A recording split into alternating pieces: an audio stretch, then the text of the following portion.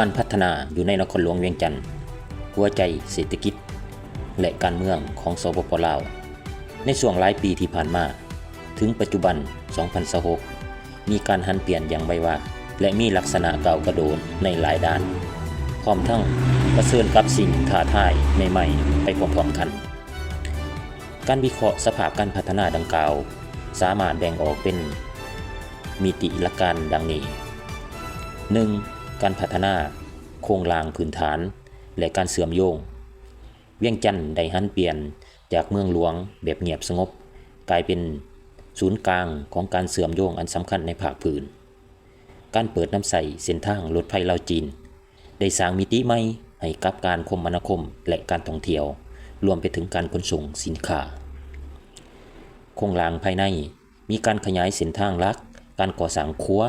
และโครงการพัฒนาต่างๆเช่นโครงการเขตพัฒนาความร่วมเศรษฐกิจพิเศษน้องท่าและเขตเศรษฐกิจพิเศษบึงถาดหลวงที่เปลี่ยนโฉมหน้าตัวเมืองให้กลายเป็นเมืองที่มีความทันสมัยขึ้น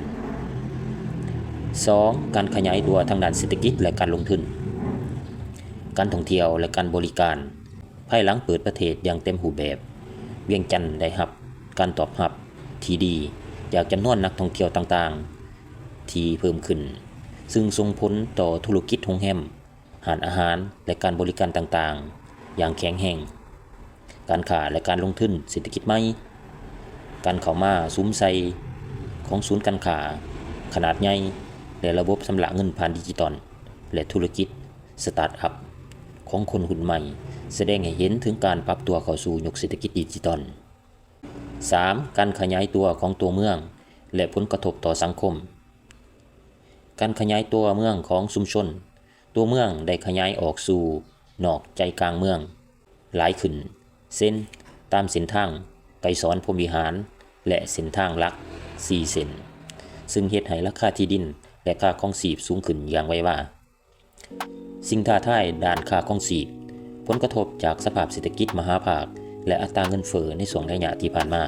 เฮ็ดให้ประชาชนในเขตตัวเมืองต้องได้รับมือกับต้นทุนการใช้ชีวิตที่สูงขึ้นซึ่งเป็นสิ่งท้าทายต่อความมั่นคงทางด้านสังคม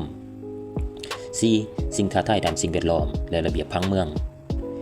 การจัดระเบียบผังเมืองการเติบโตอย่างไววาที่ส่งผลให้เกิดปัญหาการจราจรที่แออัดในช่วงเวลาที่หีบด่วนการคุ้มครองขี้เหงื่อและระบบระบายน้ำในฤดูฝนพื้นที่สีเขียวและความยืนยงการรักษาพื้นที่สีเขียวและการควบคุมมลพิษในตัวเมืองถือเป็นโจทย์ใหญ่ของรัฐบาลและภาคส่วนที่เกี่ยวข้องต้องได้ให้ความสำคัญเพื่อสร้างเวียงจันทน์ให้เป็นเมืองที่น่าอยู่อย่างแท้จริง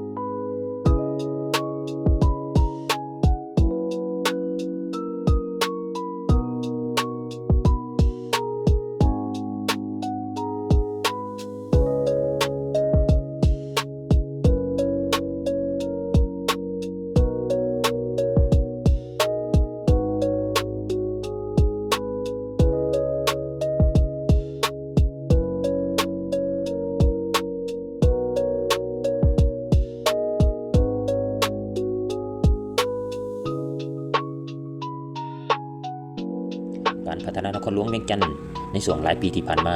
จนมาถึงปัจจุบันแสดงให้เห็นถึงการเปลี่ยนแปลงเข้าสู่ความทันสมัยและการเชื่อมโยงสากลอย่างเด่นชัดผ่านโครงสร้างพื้นฐานขนาดใหญ่ถึงอย่างใดก็ตามต่อไปเป็นการสร้างความสมดุลระหว่างการเติบโตทางด้านเศรษฐกิจการแก้ไขปัญหาปากท้องค่าครองชีพของพ่อแม่ประชาชนและการพัฒนาผังเมืองแบบยืนยงเพื่อรักษาเอกลักษณ์อันดีงามของเวียงจันทน์พร้อมทั้งก้าวไปสู่ข้างหน้าอย่างมั่นคงการเข้ามาลงทุนของต่างประเทศอยู่ในนครหลวงเวียงจันทน์ถือเป็นมรดกและเป็นจุดสุมที่สำคัญในการพัฒนาเศรษฐกิจสังคมของสปป.ลาวการขยายการลงทุนของต่างประเทศที่โดดเด่นแขนงที่ดึงดูดเม็ดเงินของการลงทุนจากต่างประเทศ FDI หลายกว่าหมู่และมีความโดดเด่นที่สุดในนครหลวงเวียงจันทน์ประกอบด้วยแขนงพลังงานและบ่อแฮถึงว่าบ่อแฮส่วนใหญ่ จะตั้งอยู่นอกนครหลวงแต่เวียงจันทน์ก็เป็นศูนย์กลางของการบริหารเป็นที่ตั้งของสำนักงานใหญ่และบริษัทแม่บรรดาบริษัทพลังงานไฟฟ้าน้ำตกไฟฟ้าลมไฟฟ้าพลังงานแสงอาทิตย์และบริษัทขุดค้นแร่ธาตุที่ลงทุนจากต่างประเทศเช่นจากประเทศจีนประเทศไทยเวียดนามและประเทศตะวันตกส่วนหนึ่งแขนงการบริการการค้าและอสังหาริมทรัพย์การท่องเที่ยวและธุรกิจโรงแรมอาหารมีการลงทุนสำคัญจากต่างประเทศเพื่อรองรับนักท่องเที่ยวและนักธุรกิจศูนย์การค้าและพื้นที่การค้าห้างห้านและธุรกิจค้าขายย่อยขนาดใหญ่อสังหาริมทรัพย์การพัฒนาโครงการที่อยู่อาศัยอพาร์ตเมนต์และโครงการพัฒนาเขตเศรษฐกิจพิเศษเส้นเศรษฐกิจพิเศษบึงถัดหลวงที่ได้รับความสนใจจากนักลงทุนจีนเป็นหลักและประเทศสมาชิกอาเซียนแขนงกสิกรรมและปรุงแต่งเพื่อส่งออกการปลูกพืชอุตสาหกรรมที่เป็นเศรษฐกิจเส้นยางพารามันต้นผักและหมากไม้ปลอดสารพิษพร้อมทั้งโรงงานปรุงแต่งขั้นต้นเพื่อส่งออกไปยังตลาดจีนและประเทศเพื่อนบ้านโดยใช้ประโยชน์ของการขนส่งจากเส้นทางรถไฟความไวสูงสำหรับนักลงทุนต่างประเทศที่เข้ามาลงทุนอันดับต้นๆอยู่ในนครหลวงเวียงจันทน์แม้นมาจากประเทศจีนตามมาด้วยไทยเวียดนามและบรรดาประเทศสมาชิกอาเซียนรวมถึงประเทศญี่ปุ่นและประเทศสาธารณรัฐเกาหลีในแขนงการบริการและอุตสาหกรรมขนาดน้อยหาขนาดกลางความหมายของการลงทุนนักลงทุนใหม่จากนี้ต่อไปท่าแห้งของการเสื่อมจอดหรือว่าเสื่อมโยงโลจิสติกฮับโดยเฉพาะเส้นทางรถไฟความไวสูงลาวจีนและเส้นทางด่วนต่างๆของรัฐบาลพร้อมทั้งนครหลวงเวียงจันทน์ก็ยังได้กำหนดทิศทางและขัดหมายการดึงดูดการลงทุนใหม่ไปสู่แขนงการที่มีมูลค่าเพิ่มสูงขึ้นแขนงโลจิสติกและการขนส่งคลังสินค้าและต้องโสการสนองสินค้าเวียงจันทน์กำลังถูกยกระดับให้เป็นโลจิสติกแลนด์มาร์คฮับของอนุภาคพื้นแม่น้ำคลอง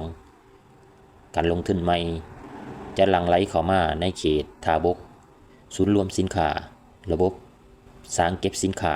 และการขนส่งที่มีความทันสมัยเพื่อเชื่อมต่อกับสินค้าจากประเทศไทยเข้าสู่มาลาวและออกไปยังประเทศจีนไปสู่ตลาดโลกหรือจากจีนเข้ามาลาวและออกไปยังประเทศไทยแขนงอุตสาหกรรมและปรุงแต่งผลิตภัณฑ์ที่ใส่เทคโนโลยีเน้นการดึงดูดโรงงานประกอบอุตสาหกรรมเบาและการปรุงแต่งกสิกรรมแบบมีความทันสมัยที่ตั้งอยู่ในเขตเศรษฐกิจพิเศษโดยเฉพาะการนำใส่แรงงานภายในที่มีฝีมือและพลังงานไฟฟ้าสะอาดแขนงเศรษฐกิจดิจิทัลและเทคโนโลยีการพัฒนาพื้นฐานโครงสร้างด้านไอทีศูนย์ข้อมูลข่าวสาร Data Center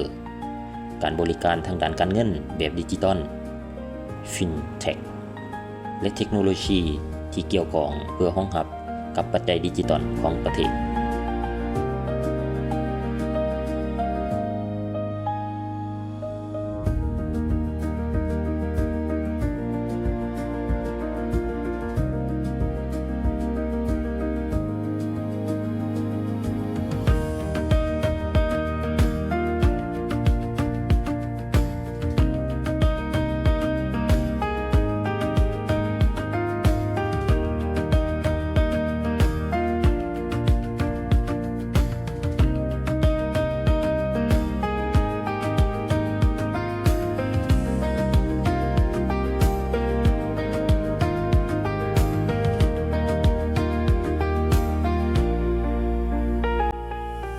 การท่องเที่ยวแบบโครงสร้างพื้นฐานสีเขียวและการบริการระดับสูง Green Tourist and Hospitality การลงทุนใหม่สูงใส่การท่องเที่ยวแบบยืนยงโรงแรมมาตรฐานระดับสากลและโครงการ Air and Berlin Tourist เพื่อดึงดูดกลุ่มนักธุรกิจท่องเที่ยวที่กำลังสื่อสูงสรุปแล้วการลงทุนต่างประเทศในนครหลวงเวียงจันทน์กำลังอยู่ในจุดเปลี่ยนผ่านจากการลงทุนแบบดั้งเดิมทรัพยากรธรรมชาติที่ดินและการค้าขายธรรมดาหันไปสู่การลงทุนที่อิงใส่การเชื่อมจอดและเทคโนโลยีปัจจัยตัดสินและความสำเร็จในการดึงดูดนักลงทุนใหม่แม้นความสะดวกในการดำเนินธุรกิจความโปร่งใสทางด้านกฎหมาย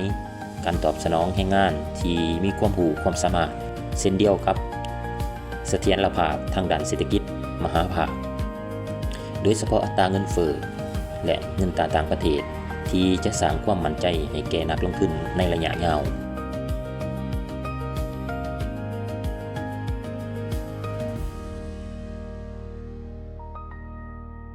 ภาพรวมของการท่องเที่ยวอยู่ในนครหลวงเวียงจันทร์6เดือนต้นปี2026ที่ผ่านมาการท่องเที่ยวอยู่ในนครหลวงเวียงจันทร์ในช่วง6เดือนต้นปีถือเป็นระยะเวลาแห่งการฟื้นตัวอย่างมียุทธศาสตร์หลังจากผ่านช่วงปีแห่งการท่องเที่ยวลาวทัวริสต์เยียร์มาแล้ว 1. การวิเคราะห์สถานการณ์และปัจจัยขับเคลื่อน6เดือนต้นปีการเชื่อมจอดด้านคมนาคมที่ดีขึ้นการเปิดน้ำใสระบบการขนส่งสาธารณะแบบใหม่เช่นโครงการรถเมล์ BRT บัส Rapid Transit ที่เริ่มกลับมาให้บริการอย่างเป็นทางการและจัดระเบียบการสัญจรที่มีความมั่นคงช่วยให้นักท่องเที่ยวต่างชาติและคนท้องถิ่นสามารถเดินทางไปยังจุดต่างๆเช่นประตูชัยพระธาตุหลวงวัดศรีสะเกษหอพระแก้วสวนเจ้าประงมได้อย่างสะดวกสบายและมีความปลอดภัยกลุ่มนักท่องเที่ยวเป้าหมายยังคงเน้นนักท่องเที่ยวจากประเทศเพื่อนบ้านเช่นไทยเวียดนามและจีนโดยเฉพาะจีนที่ได้รับความสะดวกสบายจากการเชื่อมเส้นทางรถไฟลาวจีนอย่างต่อเนื่องเฮ็ดให้นครหลวงเวียงจันทร์ทั้งเป็นเมืองทางผ่านและจุดหมายปลายทางในการพักผ่อนในระยะสั้นการท่องเที่ยวเชิงวัฒนธรรมและวิถีชีวิตกิจกรรมงานบุญประเพณีตามท้องถิ่นและตลาดกลางคืนไนท์มาร์เก็ตยังคงเป็นจุดหมายปลายทางและก็จุดหมายหลักแต่สิ่งที่เพิ่มเข้ามาคือความสนใจในร้านคาเฟ่ร้านอาหารและโรงแรมบูติกที่มีการออกแบบผสมผสานความเป็นท้องถิ่นกับความทันสมัย 2. สิ่งท้าทายและข้อจำกัดความสามารถในการรักษานักท่องเที่ยวให้อยู่ดลเวียงจันทร์มักประสบกับสิ่งท้าทายที่ว่านักท่องเที่ยวมักใช้เวลาเพียง 2-3 วันก่อนจะเดินทางไปยังเขตแขวงอื่นๆเช่นบางเวียงหลวงพระบางและเมืองเฟืองโครงสร้างพื้นฐานและการบริการถึงจะมีการพัฒนาแล้วแต่การบริการขนส่งสาธารณะแบบทั่วถึงเช่นแอปพลิเคชันแยกรถที่ได้มาตรฐานและสิ่งอำนวยความสะดวกสาธารณะเช่นห้องน้ำสาธารณะป้ายบอกที่เป็นภาษาอังกฤษภาษาจีนยังต้องได้มีการยกระดับตลาดดิจิทัลการโฆษณาแหล่งท่องเที่ยวในนครหลวงเวียงจันทร์ผ่านสื่อสังคมออนไลน์ระดับสากลยังขาดความต่อเนื่องและเข้มข้นเมื่อเทียบกับประเทศในอาเซียนด้วยกัน 3. แนวทางและข้อเสนอแนะนำสำหรับ6เดือนท้ายปี2026เพื่อยกระดับภาคส่วนการท่องเที่ยวในนครหลวงเวียงจันทร์ให้มีความโดดเด่นและสร้างมูลค่าเพิ่มทางด้านเศรษฐกิจให้หลายขึ้นควรสวมใส่แนวทางดังนี้ 1. สร้างเส้นทางท่องเที่ยวตามหัวข้อเชื่อมโยงวัฒนธรรมเข้ากับความเป็นตัวเมืองที่มีความทันสมัยเช่นเส้นทางคาเฟ่และวัตถุโบราณโดยใส่เส้นทาง BRT หรือรถยักษ์ให้เซาเพื่อกระตุ้นนักท่องเที่ยวหยุดย่างเที่ยวซุ่มชนเก่าเช่นย่านถาดดำเขตวัดองค์ตือและสถานที่อื่นๆที่ยังคงมีความเก่าแก่